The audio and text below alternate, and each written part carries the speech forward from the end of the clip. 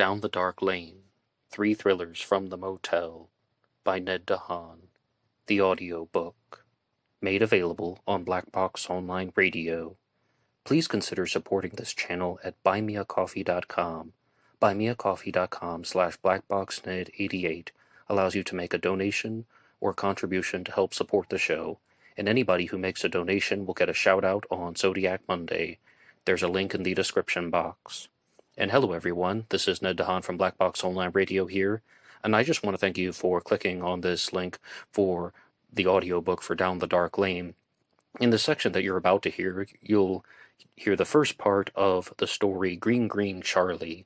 This is something that I began writing in 2010, and it served as somewhat of a prototype for my novel Killer on a White Horse, which I started writing in 2020 and was released in 2021. And those of you who have heard or listened to the book Killer on a White Horse might notice some similarities.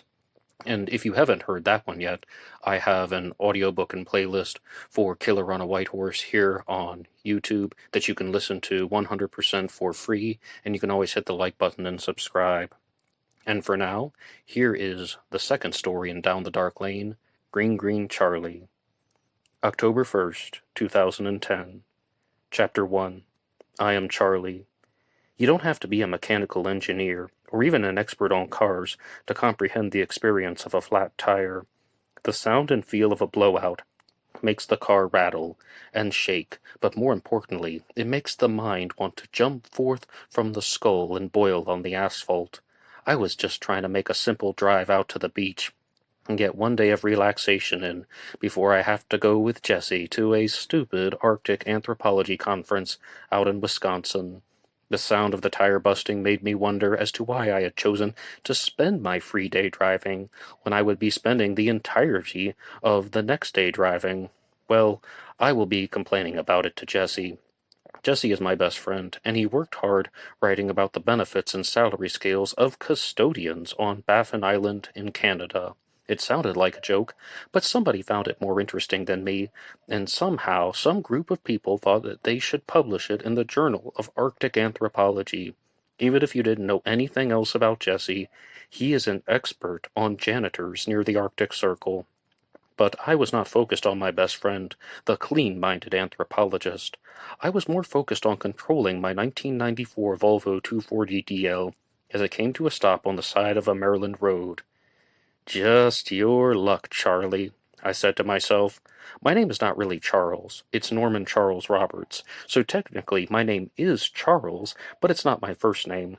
I never go by Norman because it reminds me of Norman Briggs, Michael Tucci's low self-esteem character on Diagnosis Murder. My self-esteem is already low enough. Just like my first mate Jesse, I was an anthropology student at Mississippi Valley State University. The difference was, I was only there for 1 semester, and as my roommate, Jesse went on to graduate magna cum laude with a degree in sociology and anthropology. I became something different. I ended up as the front desk attendant of a Hampton Inn outside of Washington, D.C.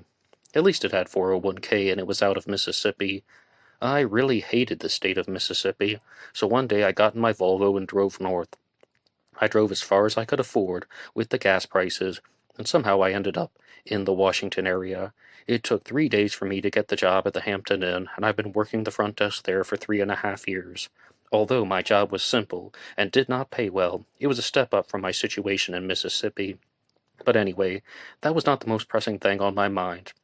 I got out of the car and stared down at the busted tire. It was a complete blowout, and there was no chance that the tire could be mended, so I popped open the trunk, and I threw my blue duffel bag to the side. I hated that duffel bag. It looked perfectly innocent, but if you carry it around for more than 3 minutes, it starts to attract more gravity than anything in the world. It was like dragging a neutron star across the ground with one hand. Stupid, deceptive duffel bag. Neutron stars are so dense that they have multiple times the density of all the metal from all the naval ships in the world combined. My duffel bag is almost the same. All I wanted was one trip to the beach, I said out loud to the open air. I kept searching, but I was still growing more and more annoyed. I had removed everything from the trunk, And then I bit my lip with more frustration. More than anything in the world, I wanted to gasp, but I was just too annoyed to gasp. There was no spare tire. I knew I hadn't moved it. Who could have moved the spare tire? Who was in my trunk last other than me? It didn't take long for me to scroll through the list of friends in my head because I realized that I only had one friend. Jesse. That blonde-haired, blue-eyed, tire-stealing jerk. He had taken it out to cram in extra groceries when I had dropped him off at his hotel room this week. Jesse was staying at the Hampton Inn because I got him the employee discount. I hate you, I screamed as I kicked the car. I'm not sure who that was directed at. I didn't hate Jesse, and I didn't hate the car. Perhaps I either hated tires or spares. But what had he done with the spare tire? I grabbed the Neutron Star duffel bag and I slammed the trunk. I was supposed to have one day and one night to rest on the beach before this massive drive out to the Midwest, and now my car was on the side of the road waiting to attract both dust and criminals. I was not completely abandoning it, for I could see two things about 600 feet in front of me. Number 1, the Chevron gas station. Number 2, the Green Greens Motel. Chapter 2. I was done. I've been driving all morning from D.C., and I wasn't sure if I was in Maryland or Virginia. All I knew was that if I waited for someone to fix the car, I would spend hours doing nothing. And if I was going to do nothing, it wouldn't be sitting on the hood of a car. And this was supposed to be my day to relax. The beach would have to wait. I was heading toward the Green Greens Motel for the night. I had just started carrying the Neutron Star bag, and my arm was already losing all feeling. How did that bag get so heavy so fast? All that was in the bag was one change of clothes, toiletries, a laptop computer, 4 history books, and my favorite atlas. Stupid heavy items in my stupid heavy bag, I said out loud to the air once again. The wind was blowing around and it felt extremely cold, much too cold for either Maryland or Virginia. In early October, I was wearing my black cover shirt over a white t-shirt and a pair of blue jeans. I hated wearing blue jeans. They were so uncomfortable and the pockets were always too small. However, I bought them for $1 at a yard sale. Dollars before comfort, I suppose. After what seemed like an hour, I completed the 600-foot journey up the road to the Green Greens Motel. In fact, it was probably only 2.5 minutes, but it felt like an hour. There was a cardboard sign on the office that said, just that, office, in the center part of a door, so I entered, dragging the Neutron Star with me. I grabbed the doorknob on the filthy door, and I was surprised that the knob didn't fall off.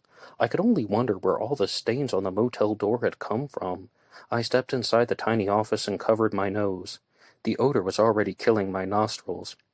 I have a strong stomach, but I could feel myself gagging, or at least wanting to gag. It smelled like rotten milk, or maybe milk that was still rotting. That is the only way that I can describe it. Rotten milk. Or again, milk that was still rotting. I guess that's two things. I was hoping there was a story behind that smell. That would give the place a reason to reek. After I pushed the small button that said bell, I waited for 5 minutes and a man emerged from the back. He was just over 5 feet tall, and he was wearing a white tank top with denim shorts. His head was shaved bald, and he looked unhappy. "What can I do for you?" he asked in a thick South Asian accent. "How much do you charge for a single?" I asked. He paused for some reason. It looked like he was making up numbers in his head. $59.99, but I'll give it to you for 40. Normally I don't let people check in before 3 o'clock, but I'm going to let you in. Well, it was obvious. He was just pretending to give me a deal. Why? Perhaps he thought I'd remember his generosity instead of remembering his smell. Maybe he thought I would recommend the Green Greens to all of my friends. Sadly for him, I only had one friend. At least, I felt superior in terms of my front desk attending skills. Norman Charles Roberts is not a man of many talents, but he is good at front desk attending skills. If I were going to lie to the customers or guests, I would never get caught. Now, though, all I was thinking about was getting into bed and resting. He handed me the key to room number 1. I knew quickly that room number 1 was right beside the office for the motel, a lousy place to be. I scowled and wrote down my driver's license number as well as the license plate, and I began dragging the Neutron Star bag to room number 1. At this time I noticed that the Green Greens Motel was not, in fact, painted green. Instead it was bright blue. Was this someone's idea of a joke? I began to laugh. I didn't care what color the motel was, but it seemed funny at the time. All I wanted to know was when I could lie down, and if the Chevron across the street sold beer and wine. Sadly, my car was still on the side of the road, but I really did not want to call anyone about it. I figured nothing bad would happen until the morning. Well, it was more like I hoped nothing bad would happen to it until the morning. I turned the key to enter my room, and I was still smiling and almost giggling to myself about the blue Green Greens Motel. As soon as I opened the door, I turned around and closed it. Why? Because there was a naked corpse in the bed. Chapter 3. Some things in life are easy to prepare for. These include packed lunches, vacuuming, and of course, hot chocolate during January. But the moment I opened door number 1 and I saw that body, I had no idea what to do. If this were a game show, I would have just said, "I'll take what's behind door number 2 instead." Reality was often less kind. So as I closed the door, I shuddered, and the key even fell from my hand and landed on the concrete. My bag dropped to the ground as well, and I walked slowly toward the office again. Walking in on a dead corpse in bed, where I was supposed to be sleeping, is so hard to describe. What might be harder is the reaction that follows. The closest words that I could use to describe it were not cheerful. I was no longer concerned with the discomfort in my arms from the neutron star bag. Instead, my jaw was hanging low. My eyes just wanted to close, but I couldn't close my eyes. If I did, then I would see it again. My teeth were pressed together so tightly that my fillings were about to shatter. I entered back into the office, and I pressed the button again, waiting for the manager. When he did not respond in the first few seconds, I began pounding on the desk counter with my fist. After 40 seconds of pounding, he emerged. "What is wrong?" he chirped. "Is the room not good?" "There's a dead body in it," I said with a touch of haste in my voice. "What are you talking about?" he asked. "I mean, there's a dead body in the room. You know, like after a person is dead, their body still exists, and now it is in my room, on the bed." Every word that came out of my mouth made my body shake. I was about to scream if he didn't do something. "Are you sure it's dead?" he inquired. I began to breathe heavily, almost hyperventilating. There was no head. The flash of the body was now trapping itself in my mind. It was a man. It was definitely a man, but there was no head. There were arms that were spread like a crucifix, and they were secured to the posts of the bed at the wrists. Okay, he tried to calm me down. "Where is the key to room number 1? "I just walked out. The key is on the ground. I mean, it's on the ground." The manager walked outside and I followed him. I didn't watch as he opened the door, but I heard it open and then quickly close. Why couldn't I be like one of those smooth individuals in the movies that did not break or crack under the pressure of an intense situation? But instead, there I was, Charlie, that man that was shaking and wanting to scream over the sight of a dead corpse. I was a mess. I was a weak mess. The manager closed the door and walked toward me. "I'm calling 911, he stated much more smoothly than me. "Come wait in the office. I'll get your bag." That is what I could have used right now. Some composure. All I wanted was one day to relax. Chapter 4. The police came and went. They hammered me with questions about finding it, but they quickly knew that I had no knowledge of the body or how it got into the room. The manager vouched that I had just walked in, and they were grilling him a lot harder than me, considering it was his motel. How could a body get there without him knowing?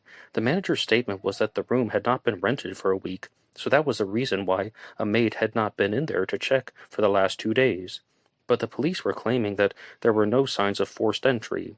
I was not a detective, but I knew that that meant the lock had not been picked and the window had not been broken, and some other stuff. An ambulance had moved the body, and the police asked me if I needed a ride, but I said no. I just didn't have the energy to move anywhere. All I could wonder was, what had happened? Was it a bad sexual encounter gone wrong? I can't believe I just thought that. I was also in disbelief. My emotions were racing across the spectrum at a ridiculous speed. I wanted to laugh nonstop, and I was not sure why. I wanted to run out of this motel office and leave, but I was too tired to run. The whole point of this trip was just to sit down on the beach under the sun, and suddenly I was sitting there in the world's most uncomfortable chair in a dingy motel that smelled like rotting milk and had an exterior that was painted blue instead of green. I could see the police still talking to the motel manager. He was in complete disbelief like me. The short guy in the white tank top now looked really cold, even though they were just in the back room of the motel office. I couldn't hear anything they were saying, but I could see his confusion. What was going on? I suppose the police were done with me, and they were not letting me stay at the motel for the night. It's not a surprise, considering that the place was now a crime scene.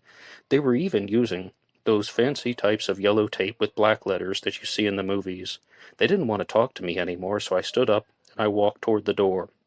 I went outside, and the only thing that was on my mind was going to the Chevron across the street.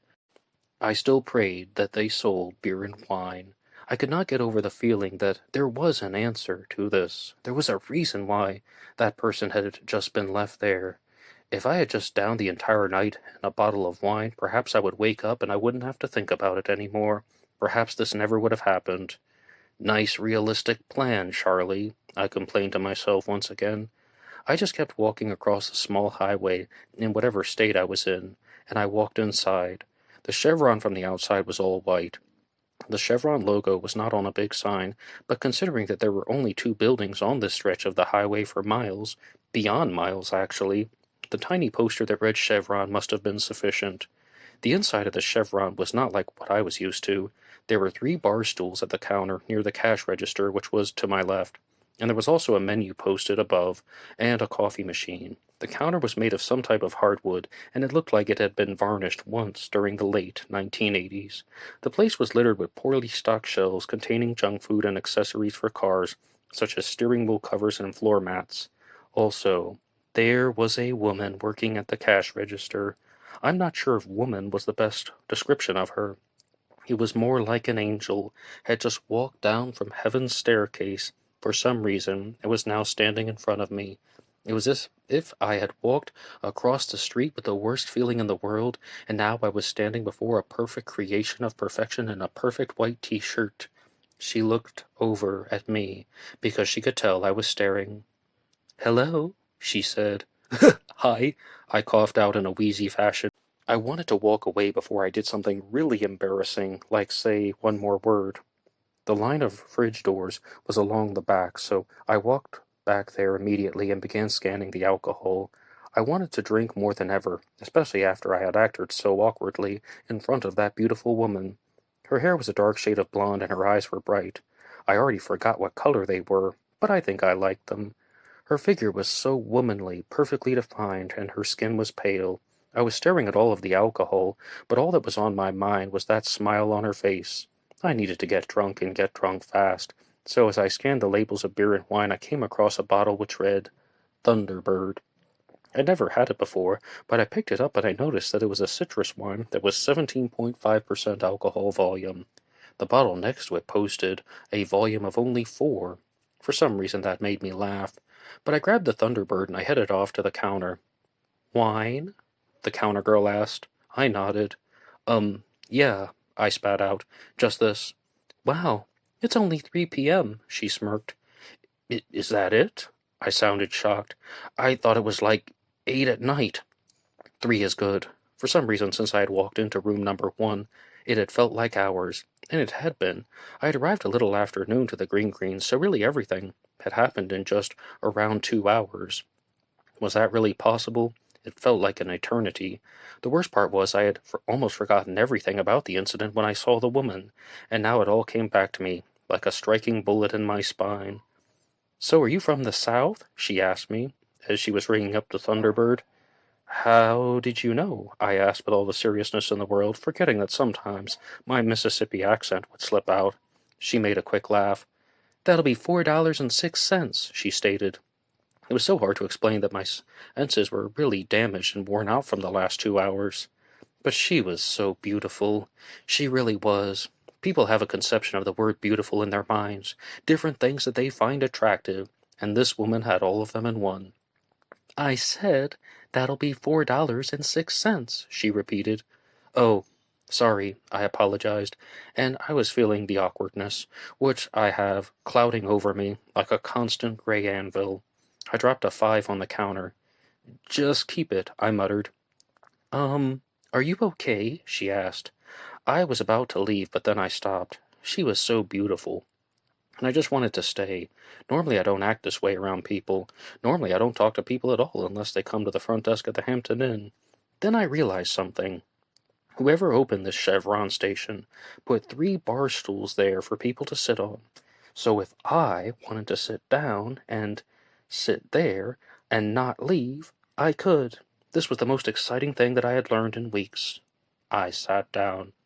It's been a rough day, I said to her, and she made that smile again, that smile that I adored so much. Are you sure you're okay? She asked. Do you want something to eat? Do you mind if I drink this here? I asked, holding up the bottle. She looked a little uncomfortable with the question, but then she just said, That's fine, just keep it in the bag. She walked over to the coffee pots and removed a cup, and then sat it down on the counter. Don't think you're drinking from the bottle, she joked. Right, was all I said. I opened the black cap of the Thunderbird, and I poured a full cup of wine, and I closed it, and I took a big gulp. I choked and coughed and nearly regurgitated on the counter. I grabbed my face to keep myself from making a huge mess. Take it easy, the counter girl suggested. You said you were from the South. You can't handle Thunderbird? It's been a really rough day, I reiterated. If you pour me a glass of that wine, you can tell me all about it. She grinned. I wasn't sure if she was serious or not. Well, how about it? She stated again. And don't look so shocked. I'm only 19. I can't buy alcohol. And in case you can't tell, my job is kind of boring. Okay, I answered. She dashed over and grabbed another cup, but this one had a lid, and I poured it for her. I could only expect she wanted to hide the alcohol under the black lid so in case someone walked in they wouldn't know what she was drinking. I hate this stuff, she laughed. It's not exactly Miller High Life, I added, and she giggled a little bit more. I have no idea why I made that comment. I hate beer. I only drink it if there's nothing else around. The only thing that I drank on a regular basis was white wine, and it didn't matter which kind. But if I needed to get drunk, I would turn to whatever was strongest. So where are you from down south? She asked me. Mississippi, I answered quickly, and my voice was sounding calmer and more controlled. But now I'm in D.C. I responded to an ad for hotel work, and I moved up there 2 years ago. Actually 3 years ago, and it was better than college. What brought you out this way? She asked. I just needed to get away, I replied, even though that Lenny Kravitz song started running through my mind. Right, she agreed. Now pour me another if you don't mind. Wow, that was fast, I stated the obvious. We all have our talents, she admitted. I'm Jamie, by the way. Charlie, I introduced myself. Then I shook her extended hand. Next, I easily poured her another full cup. So you work in a hotel? Jamie continued to converse. Maybe we should employ you across the street at the Green Greens. Yeah, I was just over there, I mentioned. I was planning to stay the night, but I don't think that's going to happen. Jamie's eyes got wide, and I waited to hear what she was going to say next. You were just over there? She started her interrogation. What is going on? There were like 5 cop cars and an ambulance out there. Despite my interest in her, I was really not in the mood to discuss anything. I was actually trying to forget about it with the alcohol. I don't really know, I lied. I just wanted a room, but the owner of the motel told me that I had to leave. Ah, that's Little Jack, she explained. No one could pronounce his real name. He's from Bangladesh, so it probably has more syllables than the average nursery rhyme. I laugh randomly at things, but this didn't feel so random. I think that Jamie was making a joke, and I genuinely laughed. Why? Because I did not expect it from her. I guess I should never expect anything from anyone. Just let things flow. So what do you do, Charlie? Jamie asked me. I told you I work the desk at a hotel. I repeated. No, I mean, what else? She urged. There must be something else that you want to do. I don't want to be the Chevron girl for the rest of my life. So what do you do? Why the hell did she ask me that? I have no idea. I'm Charlie Roberts, and I'm 23 years old. That's about as much as I got. I didn't have any plans. I thought my life was working fine. I thought working in the Hampton Inn was fine. I don't know yet, I replied. And what about you? I have no idea either, she announced, and I was sitting there, and I could not believe how much of an idiot I was. I also wanted to curse the laws of fate. I had encountered a woman that I had always dreamed of meeting. However, I was a bumbling mess of emotions thanks to the previous events of the day. My thoughts were shouting inside my head. Think, Charlie, think. Don't be an idiot. You'll never get a chance to meet someone like her again. Say something to her. Say something. Say anything. Do something. Do something charming. Don't be sitting there like a sloppy lowlife. The sloppy lowlife that you are. Just say something. So what did you want to say to me? Jamie asked. All the blood in my body went from boiling to frozen.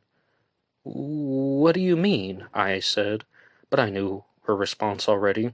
You were just talking out loud there. Think, Charlie, think. Just letting you know. The inside of a chevron had never been so cold, and it had also never been a host to such embarrassment from a Hampton Inn front desk attendant. I stared at my wine in the plain white cup, and then I chugged it down. I should go, I blurted out, and I quickly rose to my feet. Wait, Charlie, Jamie insisted. I know you come across as a sloppy lowlife, your words, not mine, but you seem more out of it than usual. This is my usual, I confessed. I couldn't turn and head for the door. Jamie was charming me again with that smile, and she didn't seem bothered by what I had said out loud, and I was standing there under her spell. It was just that she had waved a magic wand and had frozen my legs to the dirty tiles of the floor. Charlie, what happened at the Greens? Jamie asked with all of the desire of Bacchus. I guessed that the people in her town really didn't see a lot of excitement, so 6 or 7 police cars across the street was probably a story that would go down for ages. I don't even remember what the police had said to me, but I had the feeling that I was not supposed to talk about it. However, the police did not inform me that if I walked the chevron across the street, I would have had 3 really quick glasses of wine and got a quick buzz off of some Thunderbird. Furthermore, they forgot to mention that the cashier at the chevron had superb skills at getting a shoddy lowlife like Charlie Roberts to talk. Easily I returned to my seat on the bar stool. Jamie leaned over the counter. Her figure was so perfect and her body was so womanly, not to mention that the shirt she was wearing was way too tight. Tell me what happened over there, Charlie, she almost ordered. I'll need another glass of wine, I said.